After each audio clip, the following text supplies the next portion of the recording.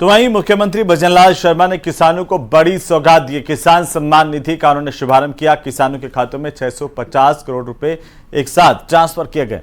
प्रदेश के 65 लाख किसान इससे लाभान्वित हुए। कृषि मंडी परिसर में प्रदेश स्तरीय कार्यक्रम का आयोजन किया गया।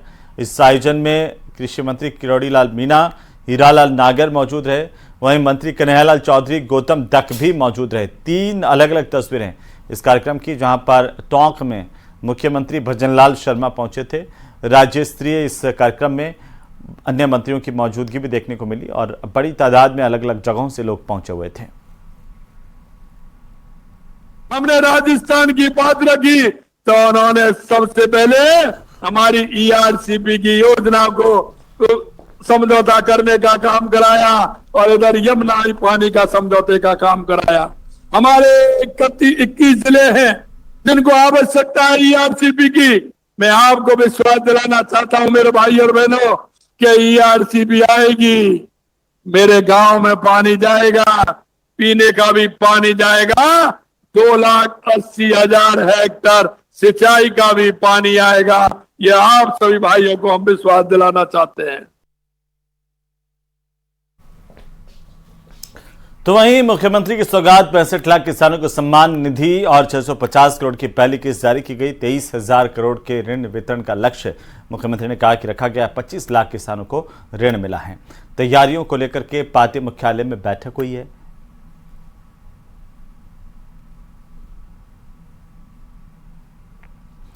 तो प्रदेश में होने वाले उपचुनाव को लेकर बीजेपी ने अपनी तैयारी शुरू कर दी है और इसे लेकर के भाजपा मुख्यालय में आज बैठक का आयोजन किया गया। अहम बैठक हुई जिसमें हर विधानसभा के लिए अलग अलग बैठक आयोजित की गई और हर विधानसभा क्षेत्र के लिए स्थानीय पदाधिकारियों से लेकर दिग्गज नेता भी शामिल हुए। भारतीय जनता पार्टी इस उपचुनाव की बिल्कुल तैयारी में लग गई है। हमने इस विषय पे बहुत बारीकाई से काम भी कर लिया है और मुझे विश्वास है कि आने वाले दिनों में इन सभी उपचुनावों में हम विजयी होंगे। तो वहीं कांग्रेस ने भी उपचुनाव की तैयारी शुरू कर दी है। इसे लेकर के आज दौसा में कांग्रेस पार्टी की बैठक हुई है जिसमें सांसद मुरारीलाल मीणा, विधायक रफीक खान और कांग्रेस के नेता पुष्पेंद्र भारद्वाज शामिल हुए। आपको बता दें कि इस बैठक में विधानसभा उपचुनाव को देखते हुए संगठन को मजबूत करने के साथ ही विधानसभा उपचुनाव में भी कांग्रेस के पक्ष में परिणाम हासिल करने के लिए प्रत्येक कार्यकर्ता को भी जिम्मेदारी दी गई। मेरे इलेक्शन जीतने के कारण ये विधानसभा सीट खाली हो गई है।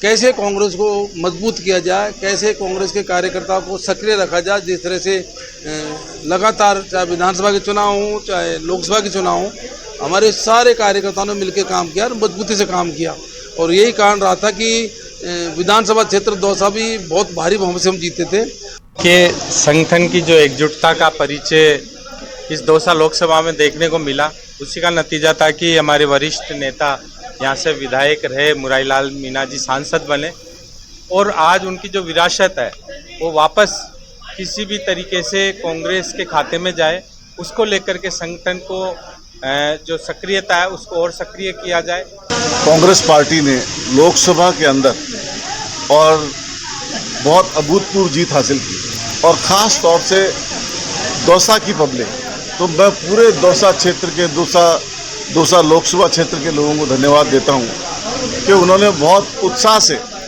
और जब पिछला लोकसभा चुनाव हुआ था तब भी हमारा जो सबसे अच्छा इलेक्शन था वो दौसा लोकसभा क्षेत्र से ही था।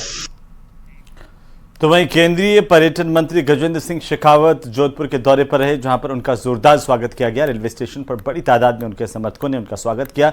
इस दौरान शेखावत ने मीडिया से बातचीत करते हुए कहा कि शीर्ष नेतृत्व ने तीसरी बार उन पर भरोसा प्रकट किया है।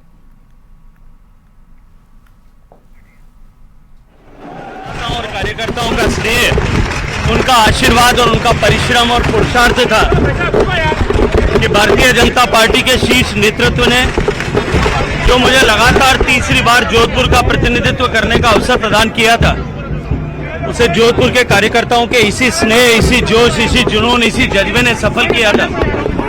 और सम्माननीय प्रधानमंत्री जी ने एक बार फिर लगातार तीसरी बार अपनी टीम में मुझे काम करके देश की सेवा का अवसर प्रदान किया है और एक ऐसे महत्वपूर्ण विषय की जिम्मेदारी दी है जो आने वाले समय में जो माननीय प्रधानमंत्री जी का विजन है कि हम भारत को दुनिया की तीसरी बड़ी अर्थव्यवस्था बनाएंगे और आने वाले समय में भारत विश्व का नेतृत्वकर्ता बनेगा, उसमें जो सबसे बड़ी ड्राइविंग फोर्स होने वाली है, जो वर्टिकल सबसे इंपॉर्टेंट होगी, उनमें से एक भारत की टूरिज्म है। इस टूरिज्म की अपार संभावनाओं को एक बार समझते हुए उस दृष्टिकोण और अधिक विकास हो, इसके लिए हम सब मिलकर के काम करेंगे। आप सबका बहुत धन्यवाद।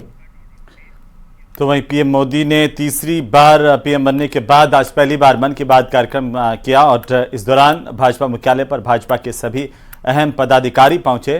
प्रधानमंत्री के मन की बात कार्यक्रम को ध्यान लगा करके सुना। इस दौरान बीजेपी के प्रदेशाध्यक्ष सीपी जोशी ने कहा कि इस कार्यक्रम में पीएम ने पूरे देश के मन की बात की है। मन की बात का कार्यक्रम मैं सोचता हूं देश के जन जन की मन की बात है। ये देश के जन जन की बात इस मन की बात के कार्यक्रम के माध्यम से माननीय प्रधानमंत्री जी करते हैं। किस प्रकार से हमारी आदिवासी बहनों ने छाता बनाने को लेकर उनको कैसे प्रमोट करना, कॉफ़ी को कैसे प्रमोट करना, किस प्रकार से हमारी संस्कृति और हमारी संस्कृत भाषा जो देश ने दुनिया के कई देशों में बोली जाती है, उसका किस प्रकार से बेंगलुरु में एक पार्क में लोग वीकेंड पे कैसे आपस में इंटरेक्शन करते हैं, बातचीत करते हैं। तो संस्कृत भाषा का के बारे में भी और हमारी संस्कृति के बारे में भी कई बातों का मन की बात में चर्चा आई। मैं सोचता हूँ ये मन की बात देश के जन जन की चर्चा के मन की बात है, जो माननीय प्रधानमंत्री जी एक प्लेटफॉर्म के माध्यम से देश की जनता के बीच में रखते हैं। तो वहीं करौली में 6 से ज्यादा कॉलोनी में सीवरेज टैंक से ओवरफ्लो हो रहा है। गंदा पानी घर, दुकानों के आसपास और रास्तों में जमा हो रहा है। लोगों का आरोप है कि बार बार शिकायत के बावजूद भी जिम्मेदार अधिकारी इस तरफ ध्यान नहीं दे रहे, जिसके चलते लोगों में आक्रोश है। मुरलीपुरा, रामदयाल समेत अन्य कॉलोनी में सीवरेज की वजह से लोगों को परेशानी का सामना करना पड़ा। लोगों ने बताया कि अंबेडकर चौराहे से शिकारगंज रोड में कई स्थानों पर सीवरेज टैंक के ढक्कन टूटे हुए हैं। इसके चलते आए दिन वाहन चालक और राहगीर दुर्घटनाग्रस्त हो रहे हैं।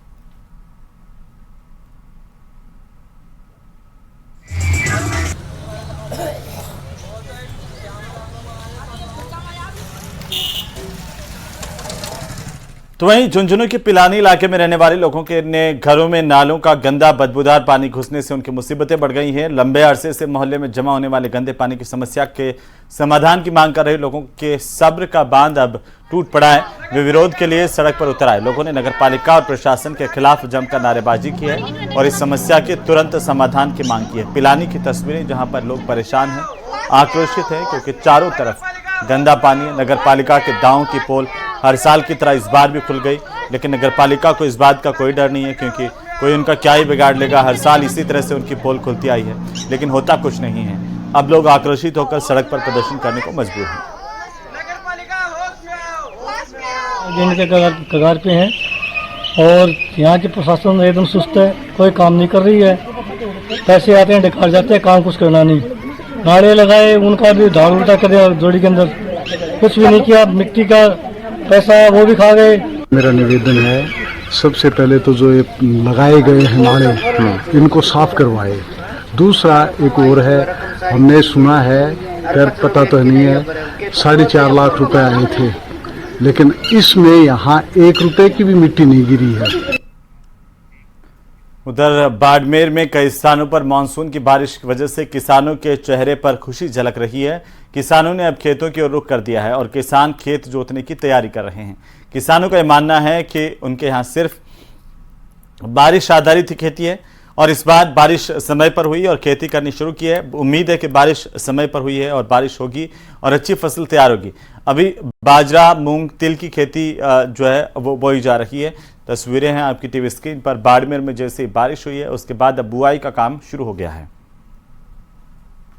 तो खास तौर पर यहाँ पर तिलहन, दलहन और बाजरे की खेती जो है वो किसान करते हैं। कम समय में, कम लागत में ये खेती होती है। तो ऐसे में एक बार फिर से किसानों ने अब खेतों का रुख शुरू कर दिया है।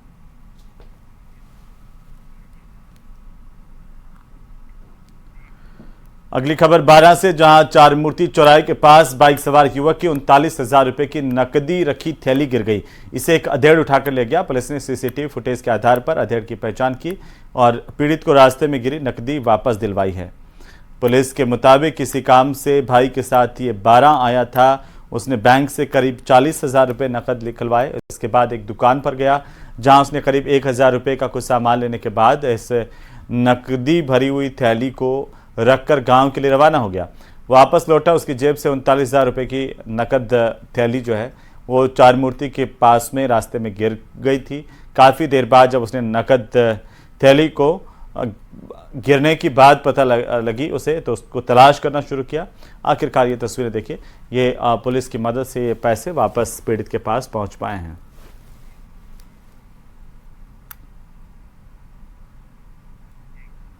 उधर कोटपुतली जिले के बायरोड सदर थाना पुलिस की तरफ से अवैध खनन के खिलाफ कार्रवाई की गई है। 2 जेसीबी और 8 ट्रैक्टर ट्रॉलियां जब्त की गई हैं। हालांकि पुलिस की दबिश ही सभी वाहन चालक इस दौरान मौके से भाग छूटे। इसके अलावा पुलिस ने साबी नदी से अवैध खनन मिट्टी ले जाते हुए मिट्टी से भरी हुई 2 ट्रैक्टर ट्रॉलियां और जब्त की है, जिसकी सूचना खनन विभाग को दी गई है। पुलिस पकड़े गए वाहनों को खनन विभाग को सौंप करके जुर्माना वसूल करेंगी। आपको बता दें कि 4 दिन पहले भी बायरोड के दहमी गांव में खनन विभाग की ओर से आधा दर्जन ट्रैक्टर ट्रॉलियां और 2 जेसीबी जब्त की गई थी। पुलिस की लगातार कार्रवाई के बाद क्षेत्र में अवैध खनन करने वालों में हड़कंप मचा हुआ है।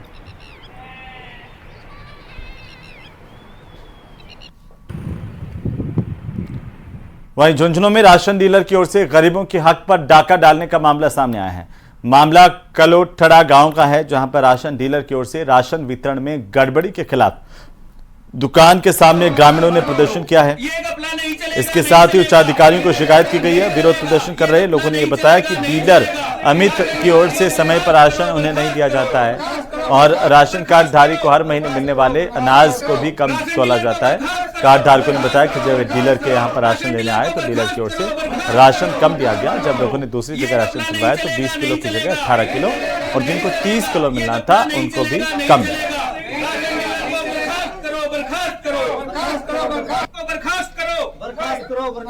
ये जी हमने राशन तुलवाया यहाँ पे अमित डीलर के पास। इसने राशन तोल के दिया, हमने बाहर जाके 2 कांटों पे तोला तो उसमें किसी में 2.5 किलो, किसी में 3 किलो, कम से कम हमने 10-12 परिवार का राशन तोला है। और उसमें हर कट्टे में जो 30 किलो का था उसमें 27 किलो, किसी में 28 किलो, 40 किलो था उसमें 37 किलो, 38 किलो सामान मिला है।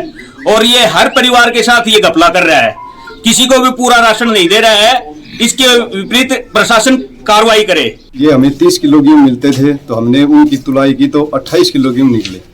ठीक है, तो इस प्रकार ये डीलर जो कार्रवाई कर रहा है ये ऐसा नहीं चलेगा। इसको बर्खास्त किया जाए और नया डीलर लगाया जाए। और इसी के साथ ही इस बुलेटिन में फिलहाल इतना ही। आप देखते रहिए न्यूज़ 18 राजस्थान। छोटे से ब्रेक के उस पर हम आपको दिखाएंगे 20 मिनट 20 खबरें। नमस्कार।